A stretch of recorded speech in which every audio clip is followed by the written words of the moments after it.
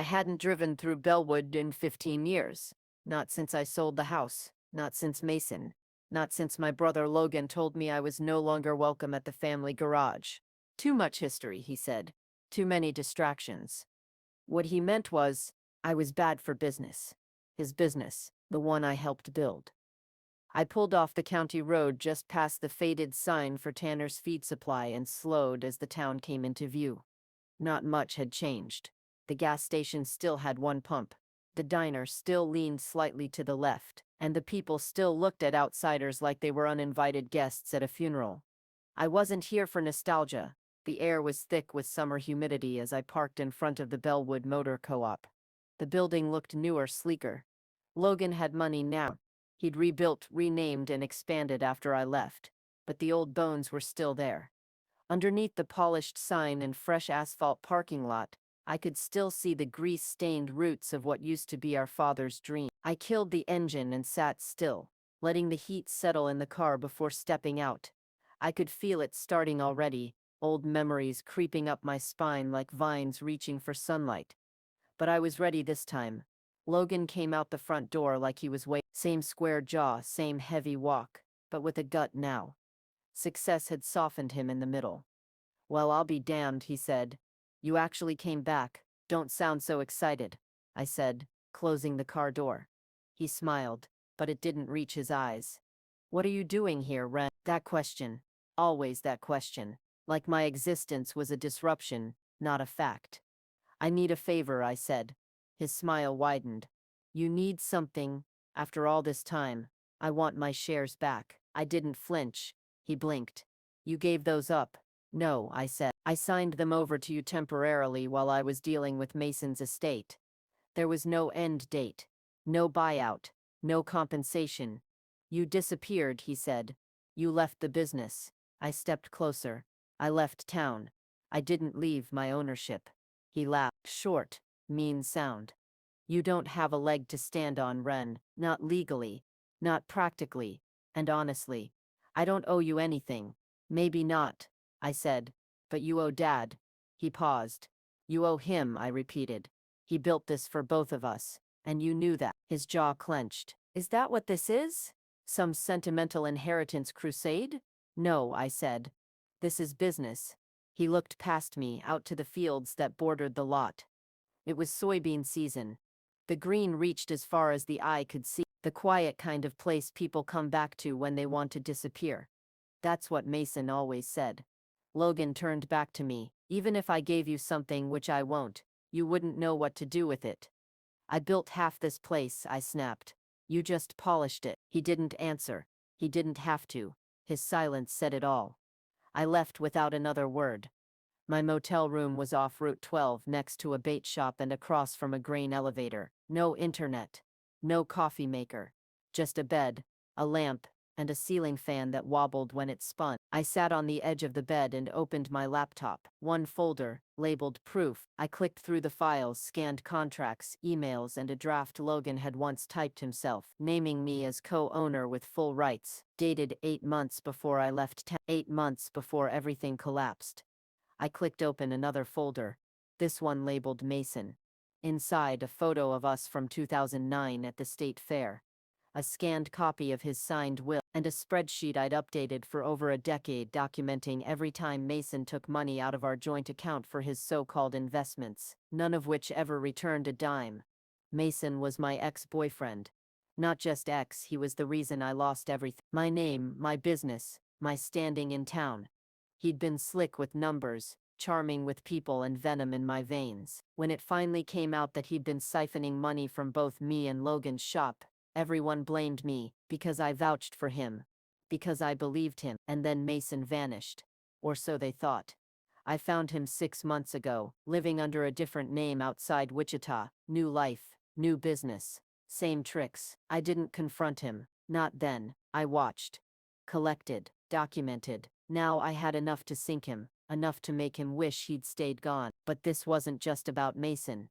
This was about Logan, about Bellwood, about everyone who watched me drown and walked away dry. I didn't come back for revenge.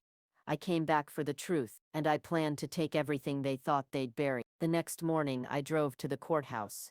Clerk's office. Property filings. I pulled copies of the original deed for Bellwood Motor Co-op. The amendment I'd signed in 2010. The last change Logan filed quietly after Mason's disappearance. He'd erased me clean from the book, but he forgot one thing.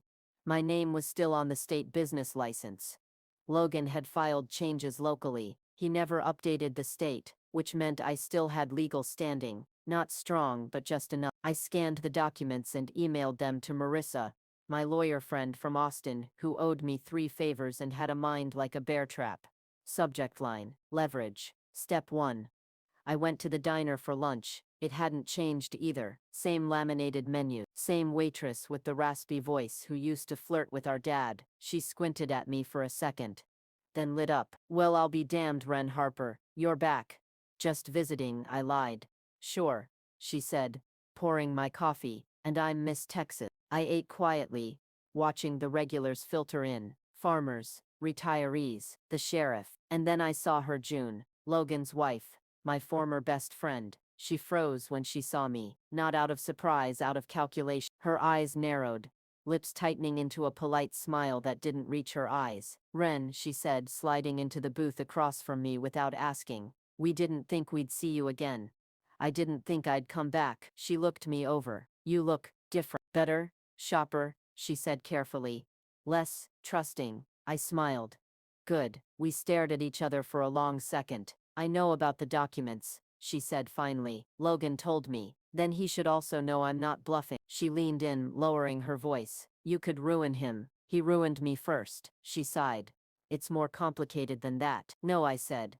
"It really isn't." Then I stood and dropped a 20 on the table. "Tell Logan I'm just getting started." And I walked out, the bell above the door chiming like a countdown. I didn't go back to the motel. I drove to the edge of town where the old water tower still leaned slightly to the west and pulled over just far enough into the gravel shoulder for the tires to crunch. That sound used to comfort me. Now it just reminded me how much of Bellwood was built to erode slowly. I opened the glove box and pulled out the burner phone. 2 numbers were saved in it. One was Marissa, the other was Mason. He didn't know it was me, not yet. Under the alias I'd created, Aubrey Daniels, I'd been posing as a silent investor in small-scale logistics startups across Kansas. One of those startups had been Mason's latest scam, an independent courier company that specialized in high-end antique shipment. He'd pitched it as FedEx for art collectors. It was all smoke. I'd sent the first email 6 months ago, then a small wire deposit, then more, just enough to make him think I was serious, just enough for him to keep responding. The man always had a weakness for 2 things: praise and money. I opened our most recent thread. His last message was full of updates and vague projections. "Expanding our route capacity this quarter. Once we stabilize margins, you'll see a healthy return. Patience is key." I replied, "How soon can we meet in person?" "Ready to make a larger investment, but need FaceTime first. I'm heading up through Wichita later this week." Then I closed the laptop and started the car. Mason would agree. He always did when he thought money was on the table. By evening, Marissa had replied. Her message was direct. "Your standing on the state license is weak but real. He never officially dissolved your position. If we file an injunction, it'll force a formal review. It won't win the case, but it'll put a freeze on the business and scare the hell out of him. That's leverage." Another email came 10 minutes later. "Also, Logan's been listing personal expenses as business deductions for years. If we involve the IRS, this place gets radioactive fast." I stared at the screen, heart thumping. Leverage wasn't the goal, control was. I'd built this place. I could rebuild something else too, but only after I dismantled what they'd stolen. I spent the next morning walking the perimeter of Bellwood Motor Co-op, taking photos, making notes. Half the cars parked out back were clearly unregistered, likely salvaged under the table, probably part of a side business I was never told about. Inside, the shop was clean, too clean, sanitized to look like a corporate showroom. A young woman behind the reception desk looked up. "Can I help you?" She couldn't have been more than 25. "Just looking," I said. The door behind her opened and Logan stepped out. He froze when he saw me. "You're trespassing now?" he asked. "Public parking lot," I said, smiling. "What do you want, Wren?" "Really, I already told you. You're not getting your shares." I took a step closer. "You're going to lose a lot more than shares, Logan. You filed false tax statements. I've got photos of vehicles you never reported. employees paid in cash, and illegal mods that violate emissions laws. His face paled. You don't know what you're talking about. No, I said, but the people I've hired do. He turned to the receptionist. Lacey, take your break. She stood quickly and left through the side door. Logan dropped his voice. If this is about the past, about Mason, this is about you, I snapped. You saw what he was doing, and instead of stopping him, you blamed me. You vouched for him. I was wrong, I said. And so were you. His mouth opened, then closed. He had nothing. I pulled a file from my bag and placed it on the counter. That's a formal notification. We're filing a preliminary injunction. You'll be served by next week. Might want to start calling your lawyer. I turned to go. You came back to destroy me, he said behind me. No, I said. Not looking back. I came back to finish what I started. Mason agreed to meet. We chose a neutral location. A small coffee shop just off I-35. He wore sunglasses and a linen shirt.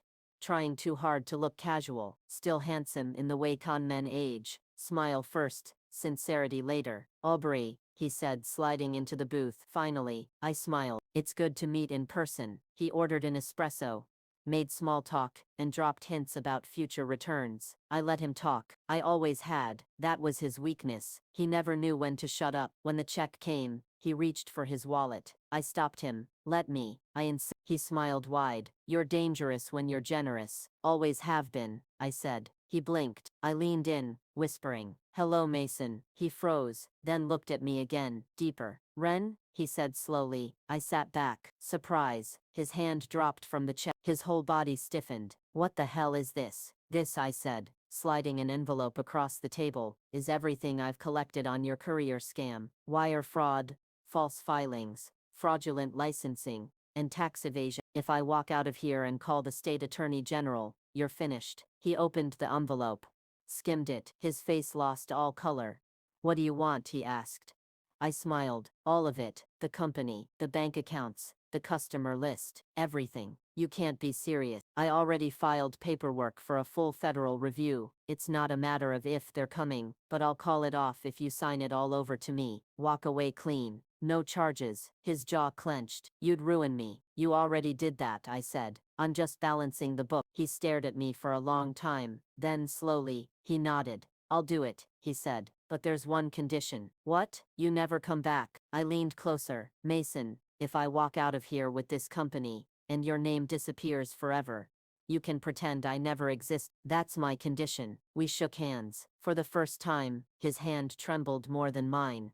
I drove back to Bellwood at dusk. The town looked the same, but I wasn't. In 2 days I'd dismantled the man who destroyed me. Tomorrow I'd start on my brother. There was only one more piece left, and she was waiting. June was sitting on the porch swing when I pulled up to the house she used to call ours, the same house where I'd once spent every Friday night in my 20s.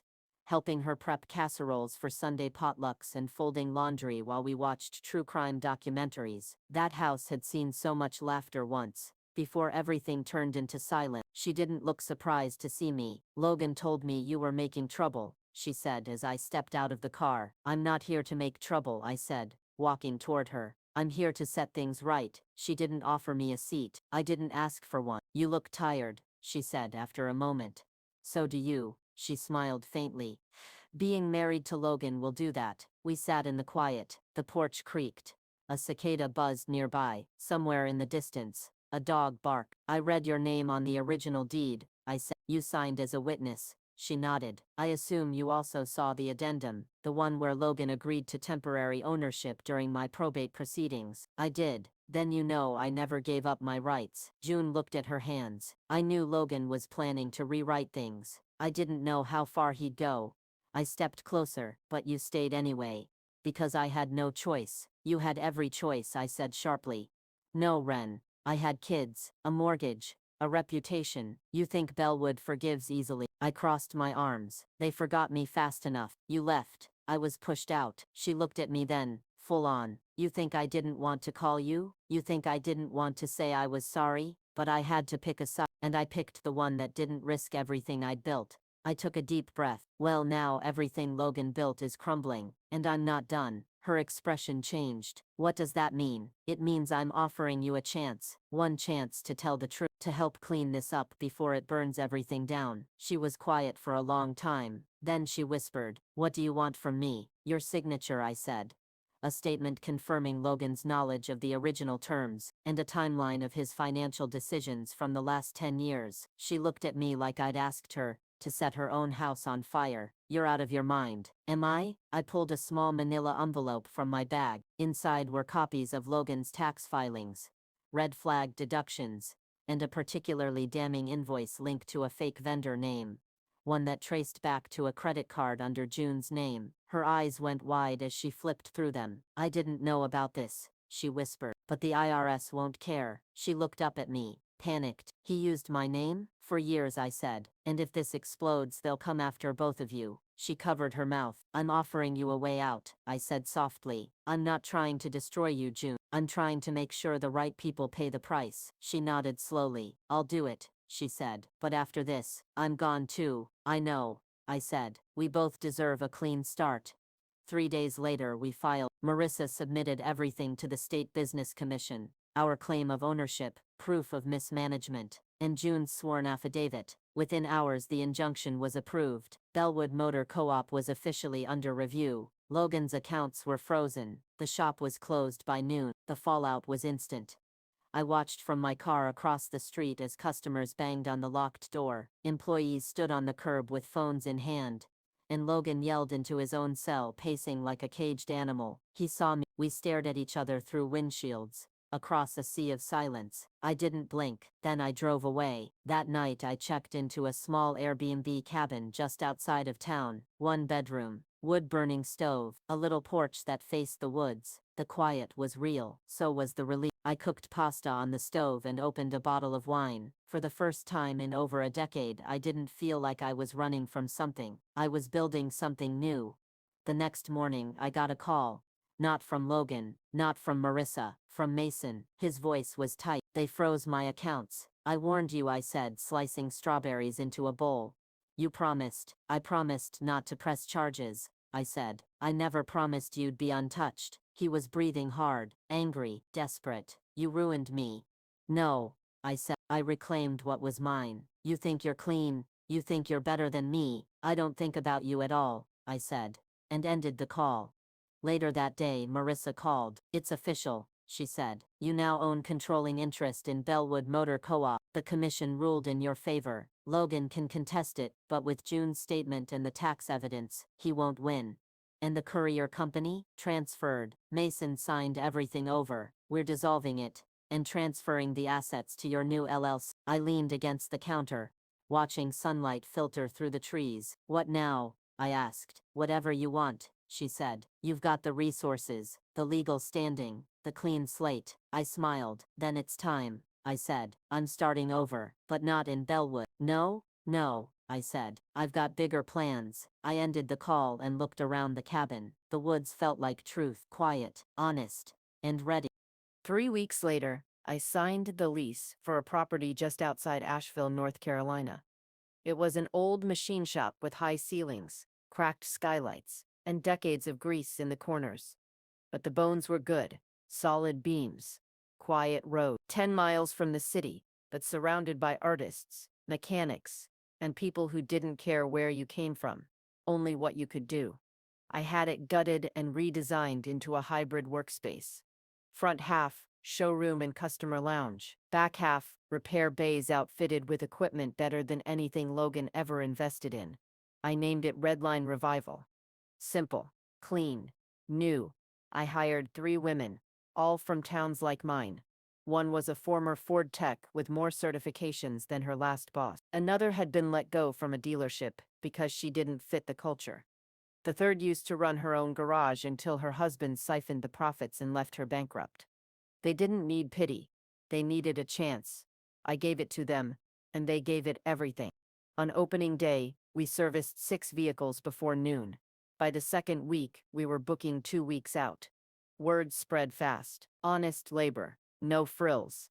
No bullshit. That's what the flyers said.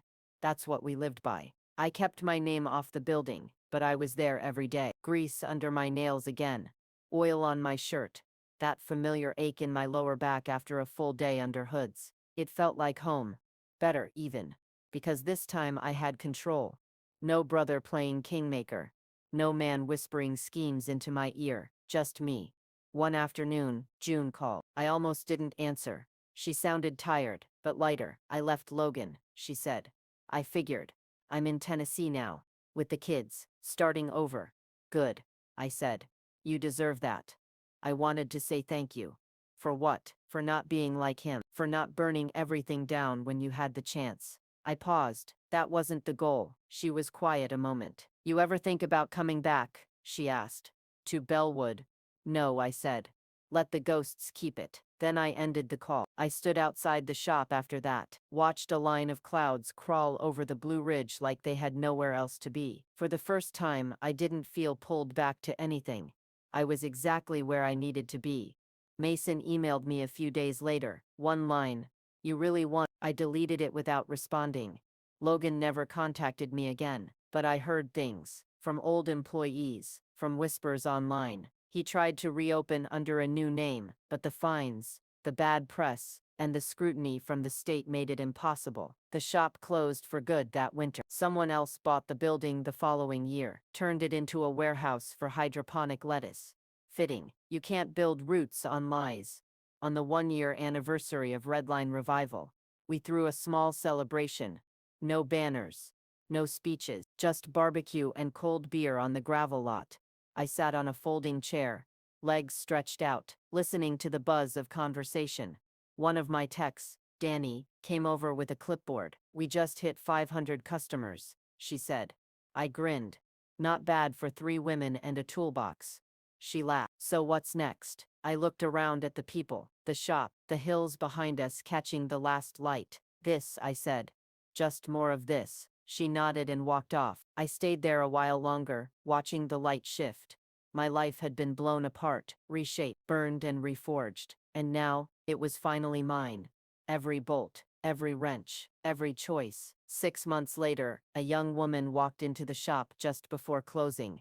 She looked maybe 22, nervous, clutching her keys like a lifeline. I was finishing up invoices at the front desk when I glanced up. Her voice was quiet. Hi, I was told you're the only place around here that doesn't treat people like they're stupid. I smiled. We try. She stepped closer. My truck's been leaking fluid. Took it to a place in Arden. They told me I needed a full transmission replacement, but it didn't feel right. I nodded. Let's take a look. She followed me to the bay. We lifted the truck. 15 minutes later, I had the answer. Loose hose clamp, I said. A $4 part and maybe half an hour of labor. You don't need a transmission. Her shoulders dropped. Are you serious? I nodded. We'll have you fixed up before you finish the coffee I'm about to make you. She smiled, almost cried, then handed me the keys with hands that stopped shaking. After she left, I sat on the hood of a customer's car, sipping the last of my coffee. That moment, that girl, that's what it was all about. Not revenge, not restitution, impact. I didn't need to win louder than they hurt me. I just needed to live better than they ever imagined I could. A month later, the town of Bellwood posted a foreclosure notice for Logan's former property. I got a text from June with a photo attached. Full circle, she wrote. I didn't reply. I just stared at the image, the dead shell of what we'd once built, now vacant, hollow. And I felt nothing, not bitterness, not triumph, just stillness. I went back to work. There were engines to rebuild, apprentices to train, new partnerships to form. I started mentoring local high school girls interested in trades, set up a fund with a portion of Mason's former assets to support vocational scholarships. I didn't attach my name to it, didn't need to, because legacy isn't about credit. It's about who gets to keep going after you're gone. Some nights, I'd walk the perimeter of the shop alone, just to feel the gravel under my boots, to hear the distant hum of insects, and smell the oil and pine in the air. And I'd whisper to myself, you built this, not for validation, not for ego, but for remembrance. Mason, Logan, the ones who left cracks in my past. They were just men, flesh and mistake. But I was the one who kept going. I was the one who learned how to lose everything and still build again. stronger, quieter, smarter, and I didn't have to lift a hand to destroy them. I just had to outlive the version of me they thought would never come back, and I did. I came back better. Now I wake up with calluses on my hands and plans in my head. Now I get to build, create, and teach. Now I get to rest when I'm tired and push when I'm ready. Now and they're just a name I don't need to say out loud anymore. Not because I forgot, but because I won.